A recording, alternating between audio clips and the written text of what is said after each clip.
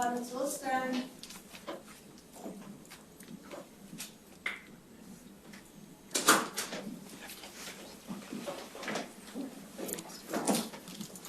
First. I don't mind.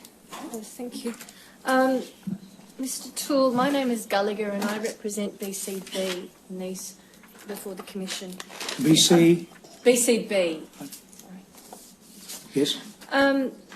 If I might just ask you, in relation to Western Australia, are you aware of the situation as regards the concept of misprision of felony?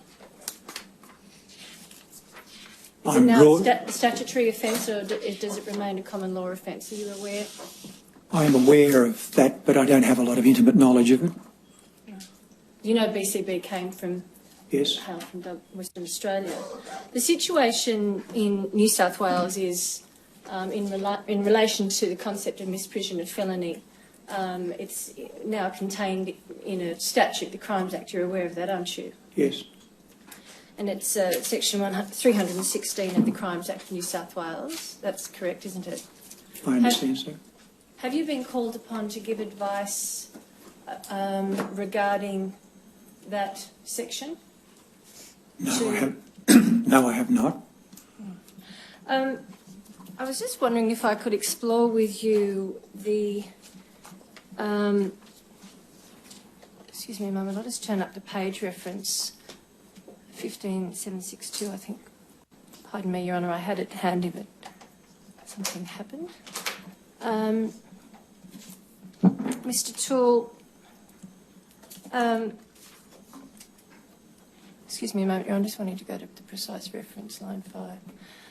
You indicate at page 15762 at line 5 that elders do not have the scriptural authority to take away the right of an individual to decide whether or not they want to pursue the matter or not. Remember giving that answer a moment ago to yes, Mr. Stewart. And of course, you're familiar, I assume, with Galatians, I think I'm pronouncing it correctly, 6:5, yes, which indicates for each one will bear his own load. That's it's a correct quote. Do you agree? Yes. Is that what you were referring to when you indicated there that elders do not have the scriptural authority to take away the right of the individual? Well, that's one of the scriptures. Yeah. Other scriptures, the principle of headship, family autonomy. Right. Headship. What as to... Well, a family is a unit. We don't have the right scripturally to invade a family and start dictating what they do or don't do. That's their right. Yes, because the perpetrator may be within the family unit, though. That's a distinct possibility. Yes, that's true. And so you're saying that there'll be some guardian who can take on the role of assisting the abused. Now, my understanding is that in a situation as you describe it, the elders would deal with the service department, and as I said, I'm not directly involved in this, but in terms of working out what they needed to do to be able to ensure the child is protected. Yes. And so they would work with the guardian parent. Yes, if there was one. If there was one. Yes. I'm just... In relation to obligations, you understand, don't you, that 316 effectively creates an obligation upon an individual who comes to know or believe that a criminal offence has occurred. Do you understand? I understand. So, for example, in a judicial committee, if the two elders, or perhaps the three, each individually came to hold the belief or know that an offence had been committed, arguably they're obliged under 316 each individually to report the matter to the authorities. Do you understand that concept? Our understanding, if I can just explain, has been that the mandatory reporting legislation in each of the states dictates who is responsible to report child abuse matters and who's not. And it designates who they are or the class of persons, and it also designates the circumstances under which those particular offences need to be reported. Now, that's been our understanding.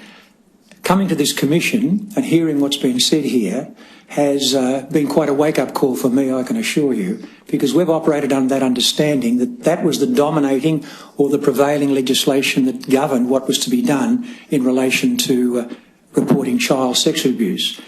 Having raised the question now here as to whether or not there are criminal laws that have an overarching or an overreaching obligation of mandatory reporting in addition to the legislation that's actually been specifically designated as reporting or mandatory reporting legislation is something that I can assure you we're going to look at very carefully.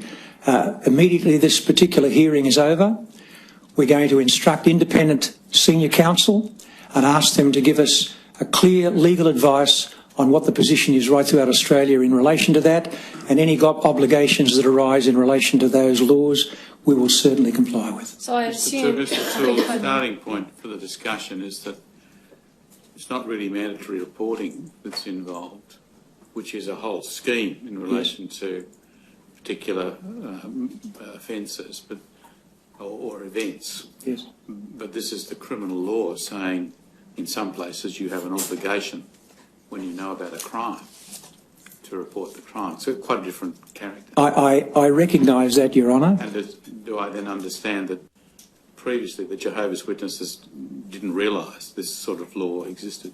Well, we realised the law existed, but we were under the understanding when the government specifically legislated to deal with the matter in question, which is mandatory reporting, well, that particular law was the governing law. Now, if we're wrong on that, we accept that, and that's why we're going to seek clear advice on the matter. And so it's a complicated situation, I recognise, but we will certainly look at it and address the matter. So if you receive advice from senior counsel that 316 is akin to mandatory reporting, or mandates that a report be made if knowledge or belief is held, then you would, I assume, in some way try and create some literature that made that plain to the congregation? We have no qualm at all about mandatory reporting. If the government wants us to report every allegation of sex abuse that we ever hear, of child abuse that we hear, we're more than happy to do it. But the problem we have is scripturally, elders don't have the right to take away that right to decide what's in the best interest of the family from the family. If the law requires us to do it, we have no hesitation in doing it. Well, so the law has since 1990 required you to do that. That's when this section was created. Before that, it was misprision of felony. Do you understand that? I understand what you're saying, and my response to that was that we were under the understanding that the government had legislated specifically to deal with the area of mandatory reporting. When you say we, who are you talking Well, I'm about? talking about as an organisation. But you've made it plain, and forgive me if I've misinterpreted your evidence, you really haven't been providing legal advice in a significant way to the Jehovah's Witness congregation generally in Australia. Is that right? What did you mean by the question? I just need to understand. Well, I'll withdraw the question. Do you seek independent on issues of legal interpretation and advice of that nature? You indicate that you're going to go to senior counsel about this particular issue. Have you done that in the past in relation to issues that have arisen? You've sought independent legal advice? Not on this issue at all. We have on other issues, but not on this issue, because we were under the understanding that the mandatory reporting legislation as it existed actually determined exactly who had the obligation to report. Now, we may well have been wrong on that, and if that's the case, we'll accept the responsibility. But we're now, I can assure you, we'll follow it up to make sure clearly what the position is. When you say we were under the understanding, do you mean you were? Well, me, yes. You as the lawyer? Yes. Yes. Just to make sure we're all on the same ground. Yeah. The mandatory reporting legislation imposes obligations on identified persons. Yes. You understand that misprision or a statutory equivalent imposes the obligation on everyone. Yes, I understand that. Have you always understood that? Well, I understood that it was subjugated, or when the government passed legislation that specifically dealt with mandatory reporting, if in fact the obligation arose under another statute, you wouldn't need this particular statute. Yeah, they're quite different things. Yes. The mandatory reporting legislation is a scheme Yes. that requires identified people to report to identified body. Misprision, or 316 as it is in New South Wales, is a general obligation on every citizen Yes, to report to the police in relation to a criminal offence. Well, I've become much more aware of it in the last few days, and that's why we'll be taking very deliberate action to address the matter. But how will it sit with Galatians 6:5? How will it sit with Galatians 6:5? Yes, adhering, because it will effectively be against a scripture No. that has been continually relied upon during the course of this commission, that each person bears their own load. So it will be necessarily in direct contradiction, won't it? No, it won't. If I could explain why. That scripture that I read says that we have to be obedient as Christians to the superior authorities. Romans. So if in fact the superior authorities have a law that says this is what we need to do, well, that's the end of it. We'll obey. Just in relation, if I could go to tab 131A at ringtail 0013. Just paragraph 14 there. I haven't got it yet, I'm I sorry. beg your pardon.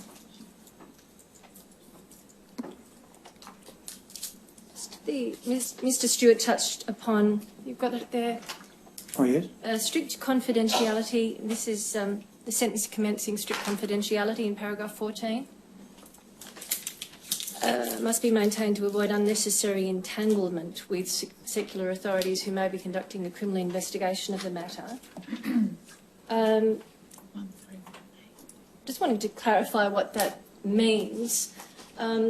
Does it mean that there could be effectively if there had been a matter reported to the police, so the secular authorities are dealing with it, but if the elders wanted to conduct an investigation in preparation for a judicial committee, does that advocate that they can, but if they effectively keep it strictly confidential?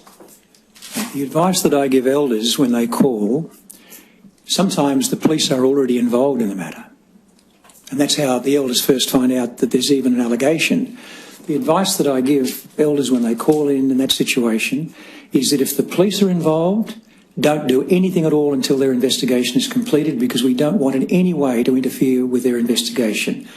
When they go and speak to the family or the victim, as I direct them, if in fact that person wants to take action, the same advice would apply. We don't want to get involved and in any way influence a police investigation. Yes, certainly, and you touch upon that in your statement, don't you, that if the Yes. matter is with the police, you effectively, and have you personally instructed people not to seek to interview anybody? Yes, I have. The accused or the accuser? Yes, I have. Excuse me a moment. Yes. Thank you, Honour. Thank you, Honour. Thank you, Mr. Toole. I'm Ms. David and I represent BCG Hi. in these proceedings. I just want to, just on the issue of reporting, that and in a situation where there is a child has been abused by her father, for example, as in the case of BCG, in that situation, and the mother was of the view that the matter should be reported, but the father, for example, in another situation where a child has been abused and the mother of the child wanted to go to the authorities, but the father didn't, what would the situation be there? Well, the mother is then the protective guardian of that child. That child needs the mother to be protected. And if she wanted to go to the authorities, well, That's her right, absolutely. So even against the wishes of her husband? Absolutely, because the concept is relative subjection. If her husband is asking her to do something that God says she shouldn't do, she wouldn't obey him in any way. And what if would the elders give advice on that to that couple, to that effect, that was her right, independent Absolutely. of the father? It's a scriptural principle. Okay. And in the situation where you do have a child who is abused by their father, as in the case of BCG, and there was no effort or attempt by the mother to go to the authorities or to the police, do you have a procedure, or nothing occurred there, but do you have a procedure now that would enable a process whereby someone is appointed as in loco parentis, as the guardian for that person to make that decision? No, we don't have a procedure, but what you actually have is a interchange between the service department and the elders that are on the spot dealing with the matter, working out how best to be able to ensure that that child is protected. But I can assure you, whatever needs to be done to protect a child, we'll do it. If it means going to the police, we would have no hesitation in going to the police. And what about the situation where you do have a young child and the parents have decided not to exercise, as you call it, their absolute right to go to the authorities, and that child was, for example, a young child of, Yes. 5 or 6. What about the child is obviously going to become more aware of and independent of her parents, or he or she, as they grow. How do you deal with that situation, or is there a process to ensure that that child can at some point make a complaint or knows that they have that right? Well, normally, it's a hypothetical situation, but normally they'd have grandparents or other people. Firstly, we'd have to come to know about it. And if we came to know about it, usually that would happen because the child's talking to maybe a relative or grandparent. As soon as they became aware of it, they would mention to the elders, there's a situation here. Then the matter would be dealt with appropriately to be able to ensure the child was protected. Now, it may well be in those circumstances, if it was a grandparent, well, then the elders would help the grandparent realise that if the parents themselves weren't going to protect their own child, which would be pretty shocking behaviour, but if they weren't, well, then it would be the responsibility of the grandparent maybe to step in. Maybe they could go along to the authorities with it. But if the situation was such that there was no other way that we could find to protect that child, we would have no hesitation in going to the authorities.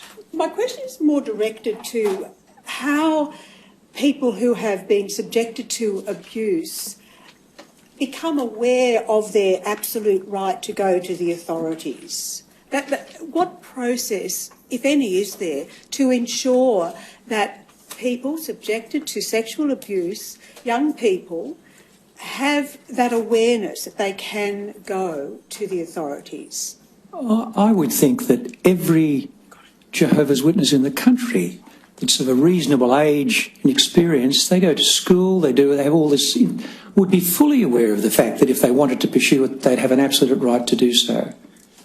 Well, in the absence, given that your teachings really discourage any relationships outside, relationships with Jehovah's Witnesses, don't you think that a young child will grow up thinking that that is not an option unless it was clearly pointed out to them that that was an option which would be wholeheartedly supported by the congregation?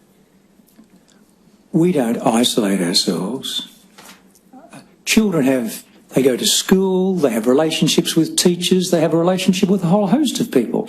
To say that we live in an isolated community, I think is really reading it a little bit strongly.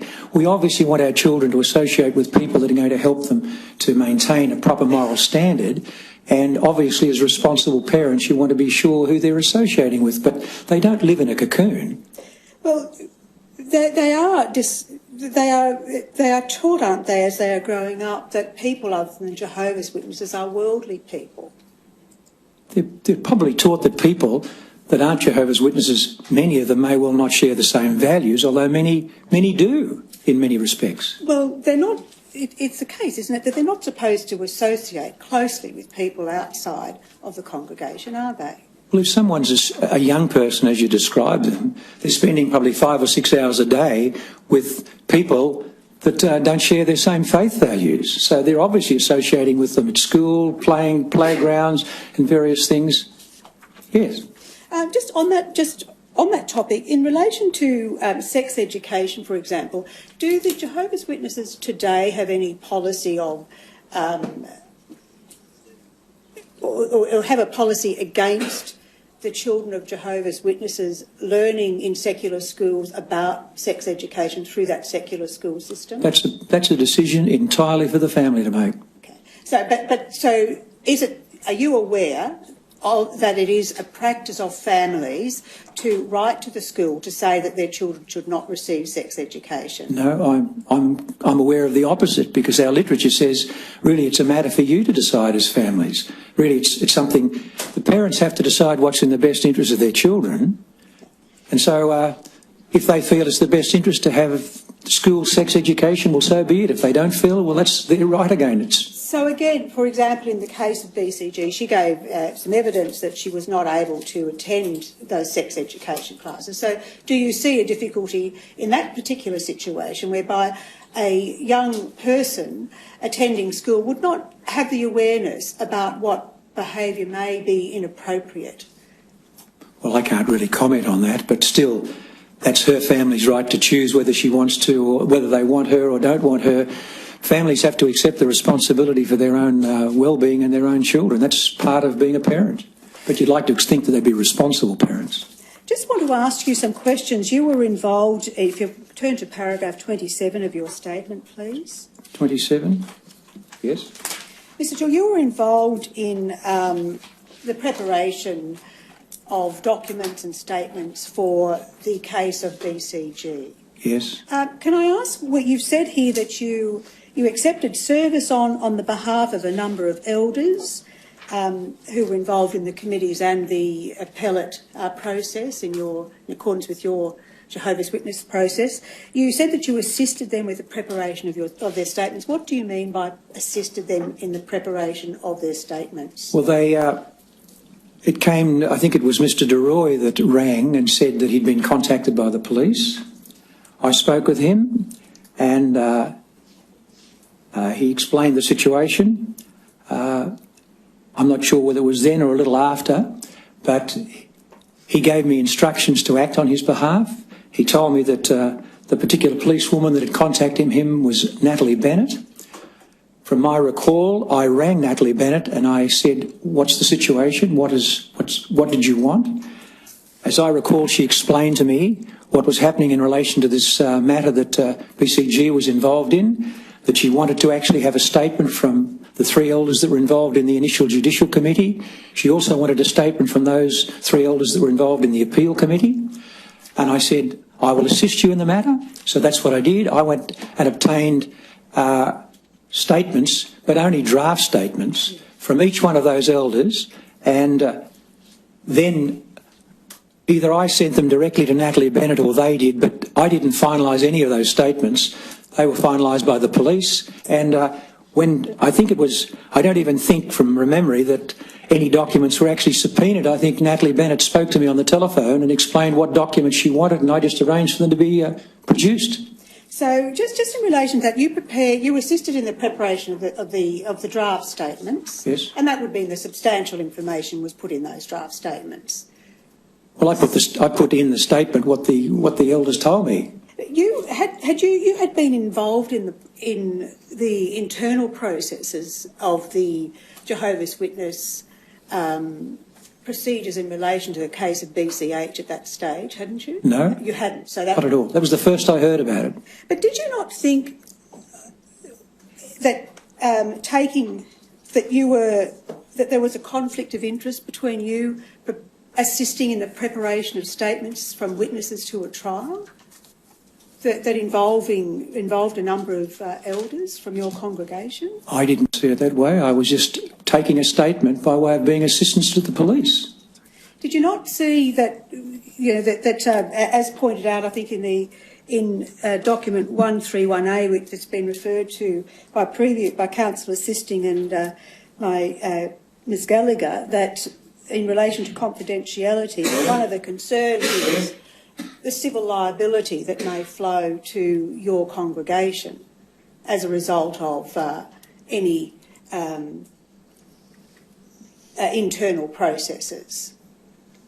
I don't understand the question, I'm sorry. But what I'm suggesting to you is that do you not see that there is some conflict between your role in protecting, if I put it that way, the congregation against civil liability suits and the witnesses providing a full and frank statement to the police?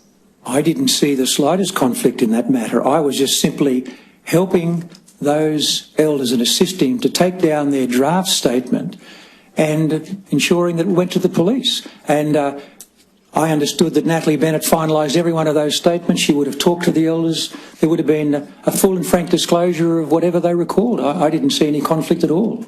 I wasn't trying to protect anyone. I was trying to be of assistance. I'm not suggesting there was a conflict. I'm just suggesting that the appearance of a conflict, that the statements made and assisted by someone whose primary role is to work for the Jehovah's Witness Church congregation might appear to be in conflict with a person who had clearly expressed over time her dissatisfaction with the church, with the congregation's handling of BCH's case? I was completely unaware of BCG's situation. I had never met her. This is the first I actually heard about this matter when I was contacted by Rhonda Roy. Well, you were shortly involved in correspondence. Shortly thereafter, you were involved with correspondence, received correspondence from, for example, in relation to her sisters, from her elder sister, that was shown to you before. That was in 2002, as I recall, 2003. 2003, was it, or something like that? Yes. Did you provided that to the police? Did you that correspondence that you received? I think she actually sent me a copy of her police statement. No. My question to you was: did you send her letter to the police? No, I didn't. Did you not think that that would be of significant assistance during the course of a trial against BCG? Well, the letter contained about BCH, I apologise. Sorry. The letter contained a complete police statement by that individual which declared everything and sundries, as I understood. This case was already, I'm not sure whether it was the first case or the second case, but I understood that the police had all that information. Well, isn't this the problem, though, that the conflicts that can occur? I mean, you understood that the police had that information. You're not in a position to really know exactly what the police had. No, but if the police have got a 5-page statement, I presume they've got the 5-page statement. They've interviewed this particular person. And do you recall whether that statement had in it all the information about the... I don't. You don't recall that? No. So what I'm suggesting to you that this is where the conflicts can arise, isn't it? I mean, you want to perhaps that you give some confidentiality to the correspondence that you receive from a member of your congregation, being the elder sister of BCG and the elder daughter of the accused, and you don't do anything with it. The letter actually says that she has been contacted by Natalie Bennett, as I recall. So she's obviously had full and complete discussions, one would think, with the police. She's made this statement which has been settled or finalised by the police. My understanding was that whatever information she wanted to contain or state would have been shared with the police or in that statement.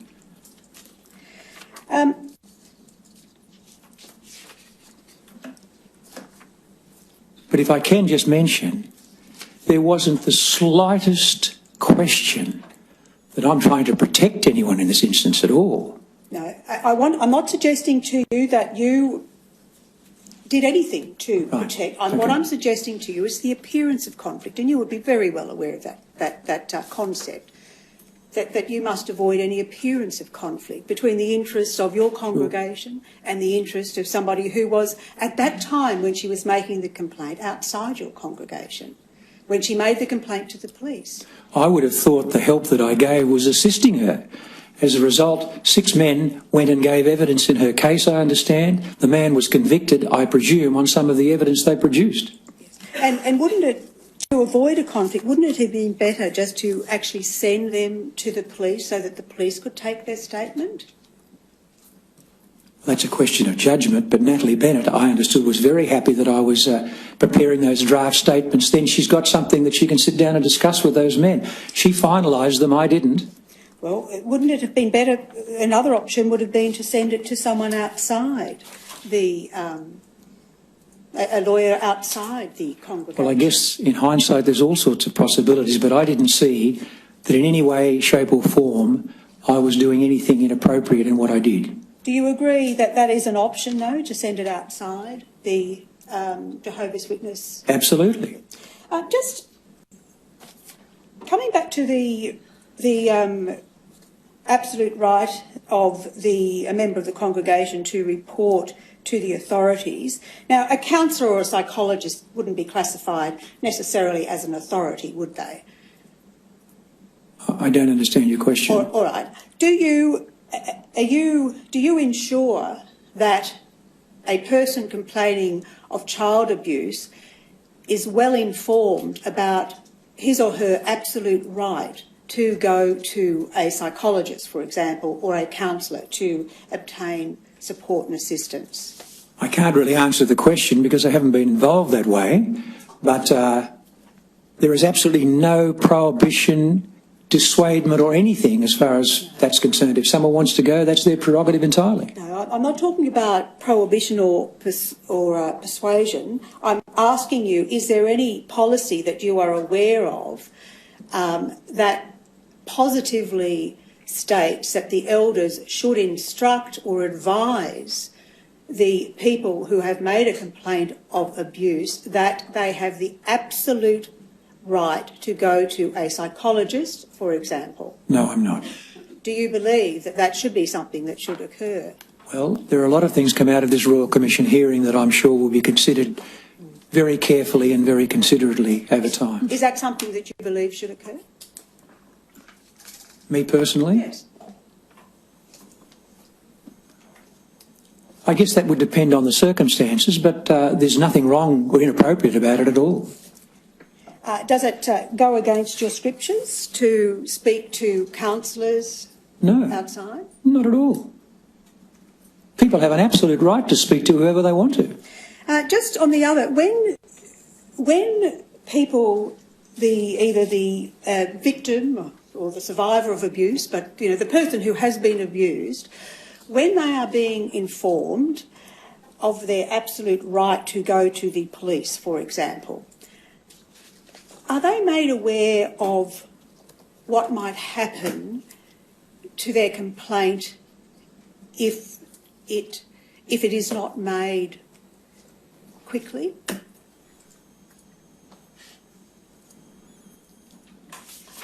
All right, I'll put it this way. Are you yourself aware of how delay in reporting a case of abuse can impact upon the subsequent trial? Yes, I am. Can you inform, what is your understanding of the difficulties? Well, obviously, the further you remove from the event, the more difficult evidence is. People's recollections has obviously been evidence at this hearing here. People are trying to remember events that took place 26 years ago. I sometimes have difficulty remembering what I had for breakfast yesterday. So it's difficult. I appreciate it. Is that explained when you are giving that advice to the either the parents or the person who has actually been abused? Is that explained to them? I don't believe it is, but it's something that we could take on board. And just in the process, do you understand that clearly, I think you've been watching these proceedings over the last... Yes. And during the course of those proceedings, there's been a lot of reference to the procedure, the committee procedure whereby, the two case study examples, for example, BCG and BCB, in BCG's case, how petrified she was in that committee process.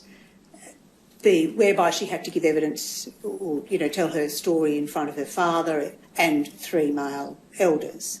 You were aware of that? Yes, I heard what you said. And would you agree that that very process does not lend itself to a young abused person being full and frank about the detail of what actually happened to them? Absolutely, but I understood the evidence that was given yesterday by Mr Spinks shows that just simply wouldn't happen today unless someone wanted to actually confront the abuser.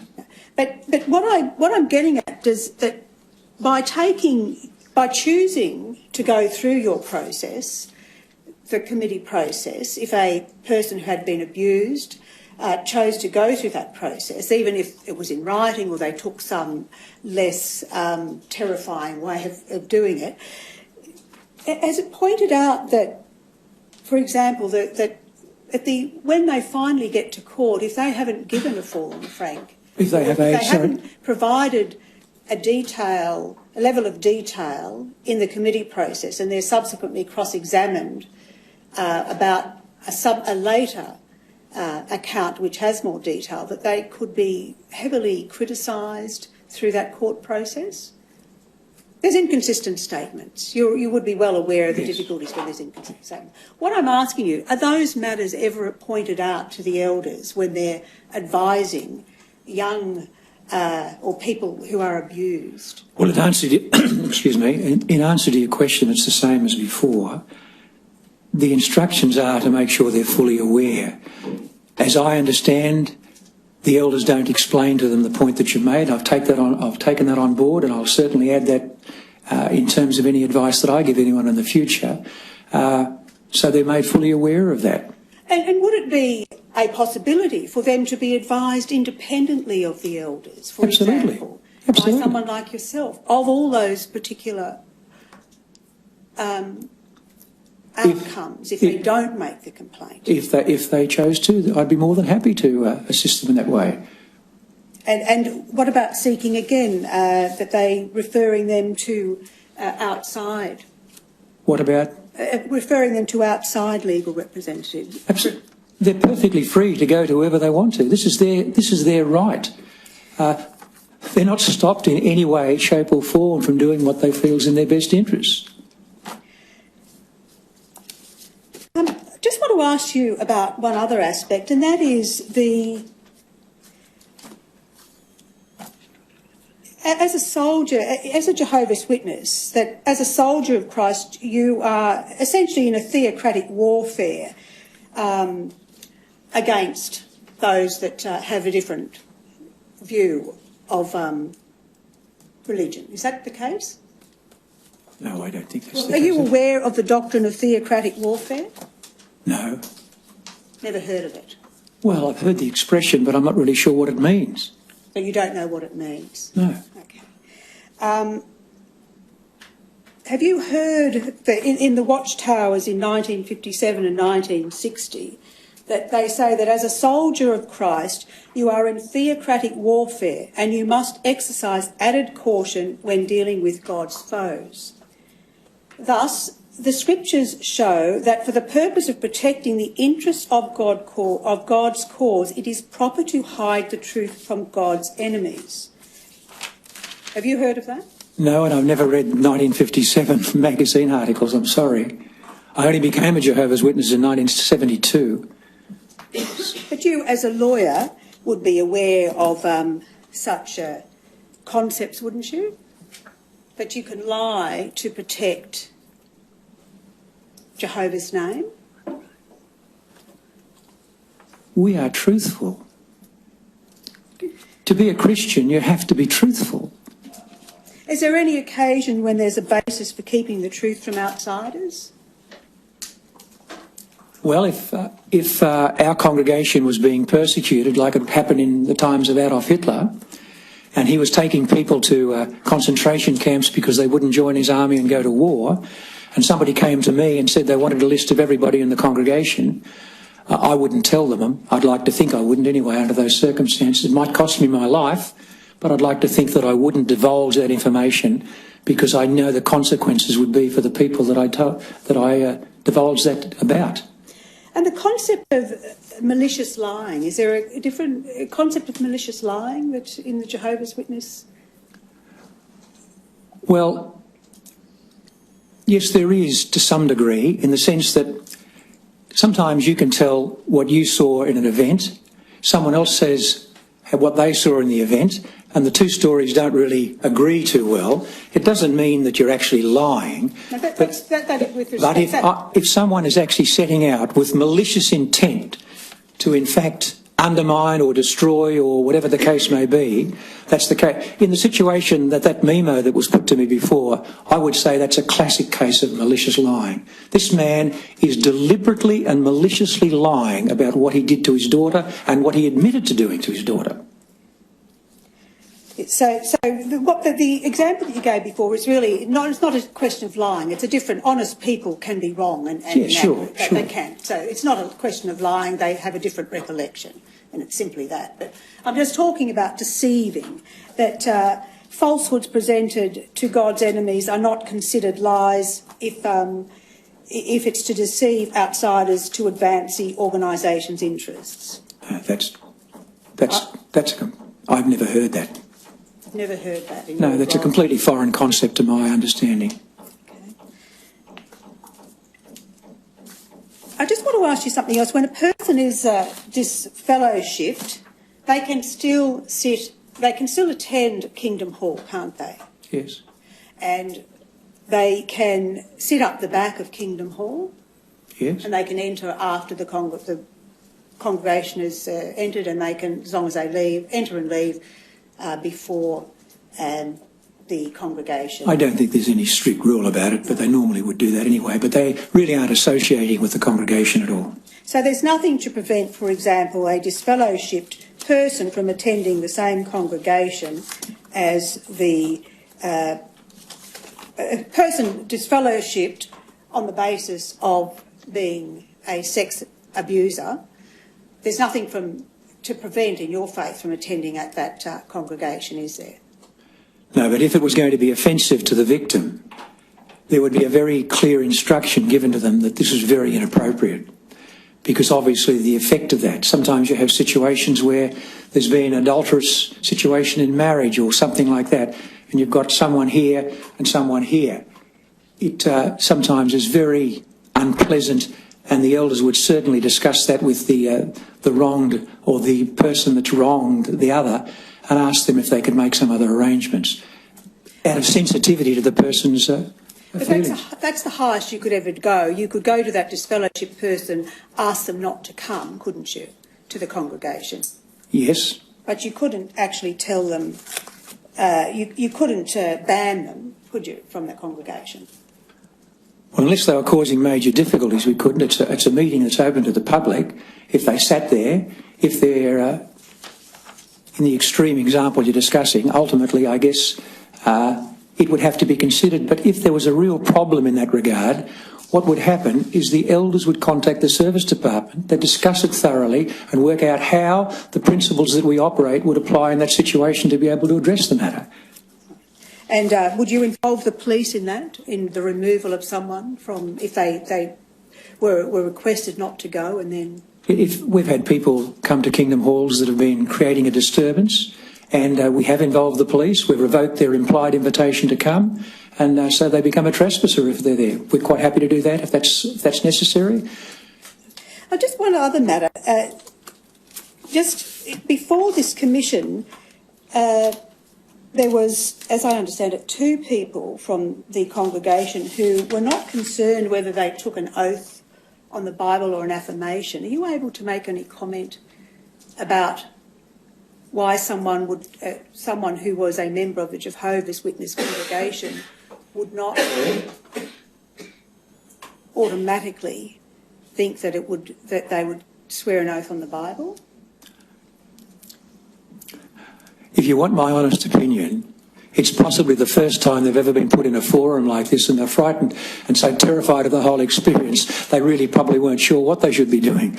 And so it's a pretty daunting experience for some people that have never been confronted with it before. Is there any guidance on that from the legal department? No, that's a matter entirely for an individual. Would you find it unusual, though, for someone not to automatically want to swear on a Bible? If it was a considered opinion, they thought about it for quite a lot, and they didn't want to swear on the Bible, and I knew them well enough to ask them, I'd ask them why not, just as a point of interest to satisfy myself, but there's no hard and fast rule. There are some devout Christians who, out of respect for the Bible, won't swear on the Bible. Yes, Your Honour. I'm not sure that this is an issue worth pursuing. No. I appreciate that, Your Honour. Thank you, Your Honour. Thank you, Mr. Thank Toole. you. Thank you. Mr. Glenchie? Yes, Your Honour, just briefly. Mr Toole, my name is Miss McGlinchey and I appear for Monty Baker in these proceedings. Thank you. Mr Toole, you've said on a number of occasions in your evidence that if it was necessary to protect a child, you would have no hesitation in going to the police. That's correct. All right. Just to be clear, is the effect of your evidence that you have never, in fact, done that? No, I haven't. Right. Is the effect of your evidence that you have never, in fact, advised a member of the Jehovah's Witness to report a matter to the police? No, I haven't, because I don't give that advice. The Service Department deals with that. Thank you. You have an employed solicitor? Well, I have a solicitor that is in my firm, but they operate on the same basis that I do. We're just members of the order. She's associated and works under my guidance, yes. And her practising certificate does note that she works for your firm? Yes. Right. Do you supervise her? Yes. Right. When we're doing work in my capacity as an independent solicitor, yes. And she's a member of...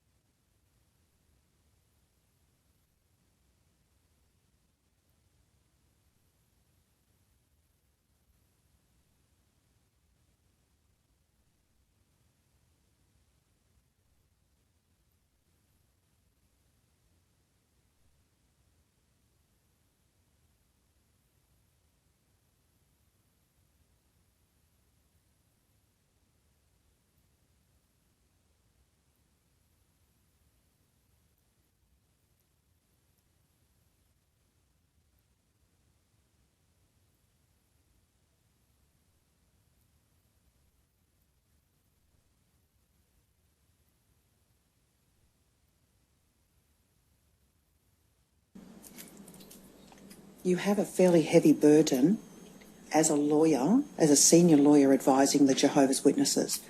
Is that correct? Yes, but I'm advising them in only one area, and that's their obligations to report under the mandatory reporting regime. I'm not dealing with child sexual abuse per se. I'm simply just giving legal advice like any lawyer would if you walked into his office and said, what obligations do I have in these circumstances to report a matter in this particular state? Just to be clear, have you ever advised in your capacity as a lawyer anybody to report under the mandatory system? Yes, I mentioned that to counsel this morning, I have. All right.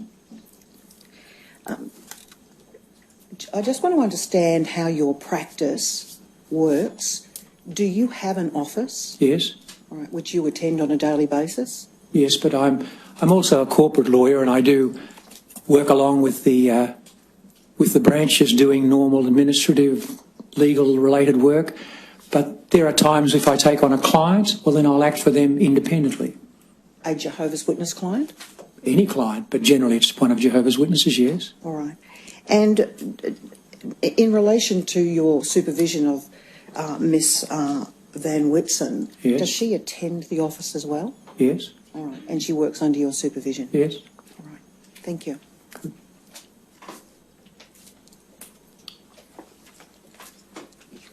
Thank you, Your Honour.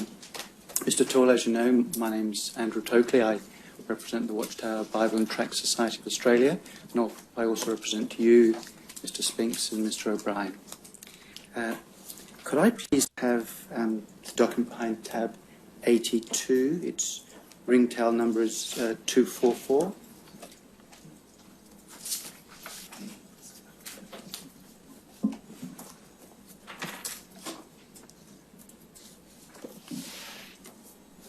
Thank you. And Mr. Toole, do you see that what's brought up on the screen? Yes. If your child is abused? Yes. And do you understand this to be part of an awake publication? Yes. Could the screen please be lifted up a little bit to see the date on the bottom? The other way, please. Thank you. And you see there it's a publication of the October 8, 1993. Yes, I do. And if you could now please go down a little bit. Down or up? Down. Keep going down, please. So do you see? Now, if you look at the second column on the right-hand side, Yes. and you see the paragraph beginning there, what though? Yes. And do you see it says, what though when the abuser is one's own beloved mate? Yes. And do you recall being asked questions about what might happen in a situation in which, for example, the husband is an abuser of person? Yes, I do. And do you see the what it says there is sad to say many women fail to take decisive action? Yes. To be sure, it is never easy to face the ugly reality of a mate who is a child abuser. Yes. Emotional ties and even financial dependency can be overwhelmingly strong. The wronged wife may also realise that taking action could cost her husband his family, his job, his reputation. Yes. And it also continues, the hard truth is, though, that he may just be reaping what he has sown.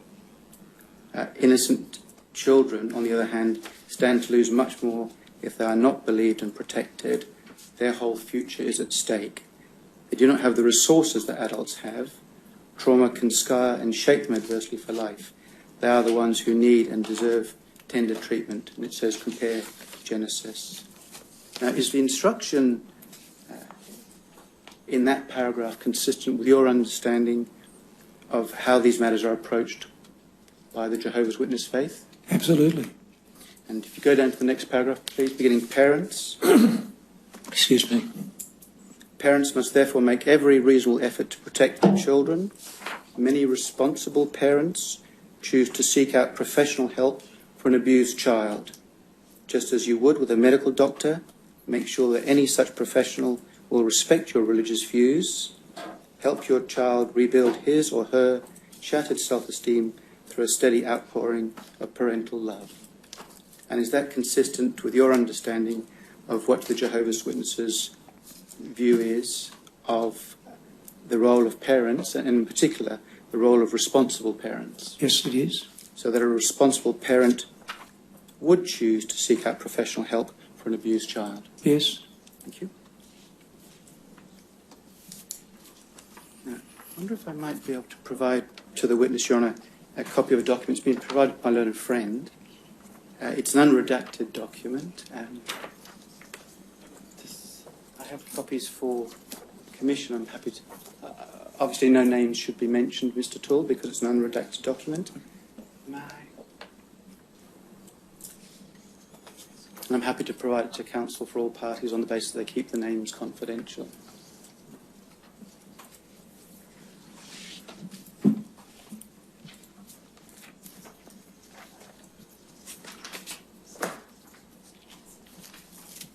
Thank you. I've given you two. Did you want to... Are there plenty? I've got two.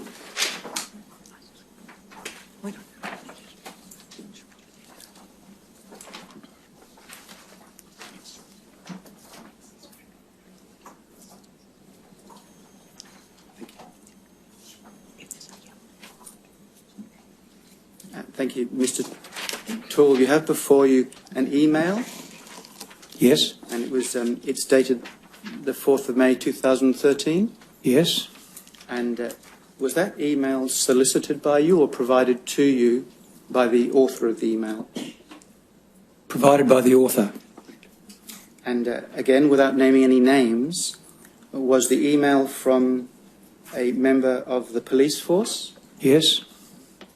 And was the person a senior member of the constabulary?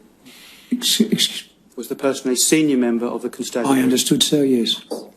And again, without naming any names, was the email to you to thank you for the assistance that had been provided by some elders in relation to the conviction of a person for indecent assault? Yes, it was.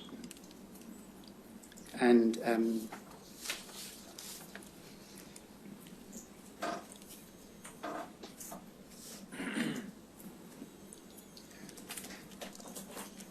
no, I have no further questions on that document. Thank you.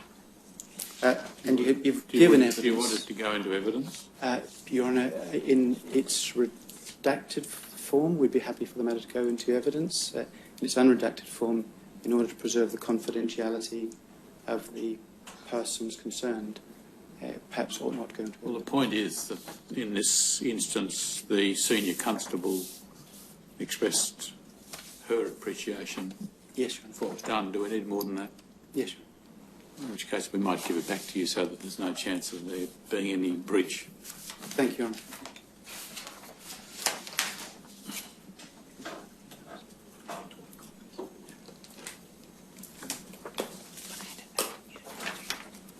Thank you, Your Honour. I have no further questions. No. Mr. Stewart? Nothing further, Your Honour. Yes, thank you. That concludes your evidence, Mr. Toole. You're excused. Thank you. The next witness is Mr. Terence John O'Brien.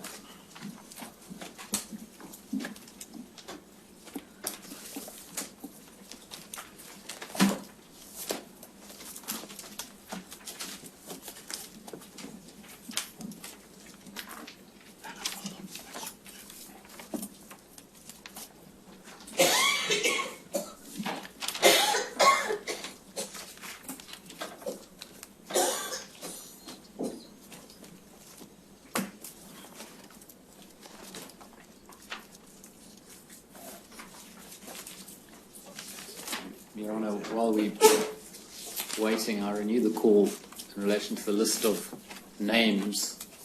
Perhaps my learned friend has instructions by now and he can respond to it. Your Honour, I'm still taking instructions on that matter. I will need to speak to the author of the document, Mr. H.V. Moritz. I understand he's an elderly gentleman in his 90s now, but I want to make sure that the answer we provide to the Commission is correct, and if need be, I will provide an affidavit from Mr. Moritz about that matter. My present understanding is that the Service Department did not, in fact, maintain a list of individuals. It could be generated from by the computer. Whether that was Mr. Moritz's understanding at the time is the matter I need to clarify. Very well. Mr. O'Brien, it's necessary for you to be sworn. Would you take an oath on the Bible? Would you stand for me? Take the Bible in your hand and repeat after me. I swear by Almighty God I swear by Almighty God that the evidence I shall give in this Royal Commission that the evidence I shall give at this Royal Commission shall be the truth, shall be the truth, the whole truth, the whole truth, and nothing but the and truth. nothing but the truth. Thank you. Take a seat. Thank you. Yes, Mr. Stewart. Your Honour, please, Mr. O'Brien, will you state your full names, please? Yes, my name is Terence John O'Brien. And Mr. O'Brien, we have two statements from you, one dated 10 July 2015 and one dated 16 July 2015. Do you have those to hand? Yes, Are there any amendments you wish to make to either of those statements? I think I actually had a third statement as well, dated 24 July, which was a correction of one point in my first statement. Yes, that corrected an aspect in relation to an involvement in a child sexual abuse allegation. That was the one, yes. So taking the second statement to be corrected in that respect by the third, are there any other corrections you wish to make? No. So you confirm the statements to be true and correct? Do. Thank you. I tender the 3 statements, Your Honour. Well, the Exhibit 2924 as to the first one, then 2925 and 2926 for the other 2.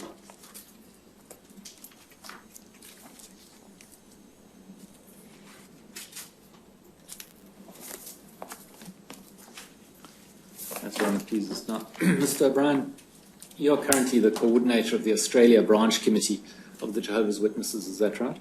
In the Australia branch, yes. And to go back on that, are you seeking to qualify and say you're not coordinator of the Australia Branch Committee? Of the Australia branch committee, sorry, that's correct. And you've been a member of the Australia Branch Committee since March 2005? That's correct. And since when have you been the coordinator of that branch committee? I think for about the last 3 years. I was acting coordinator for most of 2 of those years, and the coordinator, Mr. Moritz, was overseas. But for the last almost 1 year, I've been the permanently assigned coordinator of the branch committee. Thank you. And prior to that, you've been a Jehovah's Witness since 1975, is that right? That's correct. Baptized in 1976. Yes. And you were a ministerial servant in the period 1977 to 1980. Correct. And you've been an elder since 1980. That's right. And in the decade 1987 to 1997, you served as a circuit overseer in Australia. I did, yes. And from 1997 to 2003, you served as a member of the branch committee of the India branch of the Jehovah's Witnesses. That's right, yes. And I take it then in 2003 or 4, you returned to Australia, is that right? Yes, 2003, returned to Australia. Now, dealing first with the Australia Branch Committee itself, how many members are there? Presently, we have 12 members. And if I understand it correctly, they are all elders, is that right? Yes. And that's a requirement. To be a member of the branch committee, one must be an elder. Must be, yes. And so it follows, therefore, that to be a member of the branch committee, one must be a man. Correct. And who are the 12 members, Mr. O'Brien? Yes, so there's myself, of course. Then there's Alan Wood, Graham Martin, Winston Payne, Vaughan Guy, who is temporarily overseas on an assignment. You have Donald McLean, Viv Moritz, Douglas King, who is infirmed, not an active member of the branch committee, Michael Davies, and Ivan Novion. I think there's 12.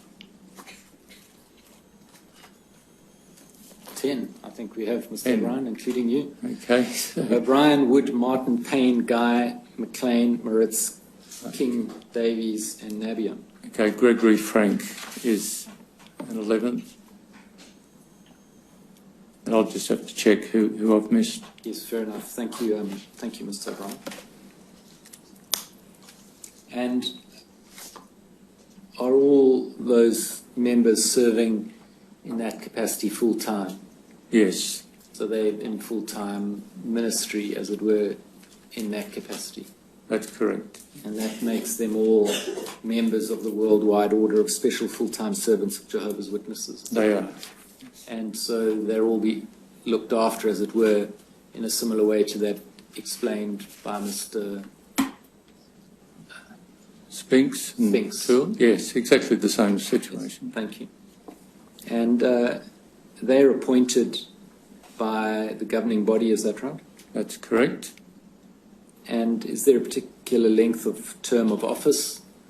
No. So they're appointed until, what, they either retire or are removed? Yes, or expire. or reassigned. Yes, it can be the case too.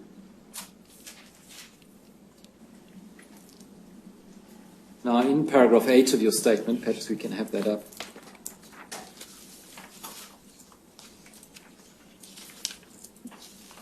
You say that in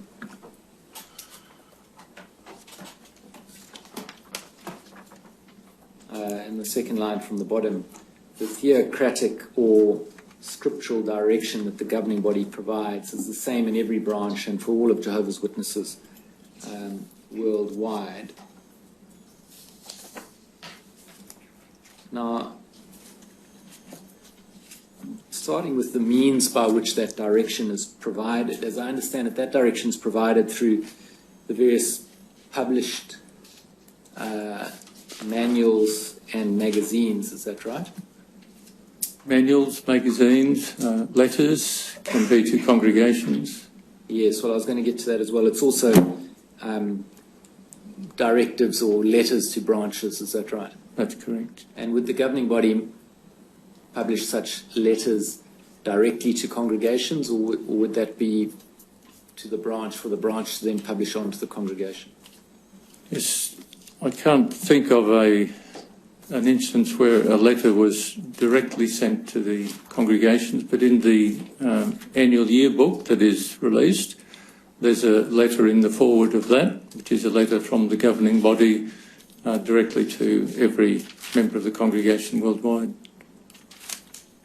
And what scope is there for branches, such as the Australia branch, to suggest or request changes or participate in any process of change with regard to the theocratic or scriptural direction? Yeah, the branch committee doesn't generally get involved in scriptural interpretation. That's left to the governing body to provide that. The branch committee's general area of oversight is administering branch matters to do with the territory in which they oversee. Field ministry, conventions, things such as that. And the reason for not being involved in scriptural interpretation, is that because the governing body are seen as being Jehovah's representatives on earth who give the scriptural interpretation, the definitive scriptural interpretation?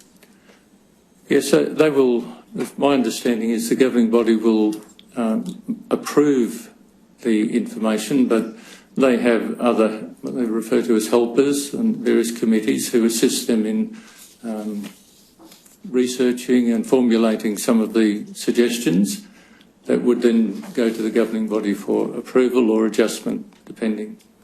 And so, as I understand it, there would be no scope for a branch, an Australia branch, to adopt a different scriptural interpretation from that of the governing body. I'm not aware of it happening. Yes. Yes, we'll take the luncheon adjournment. All stand.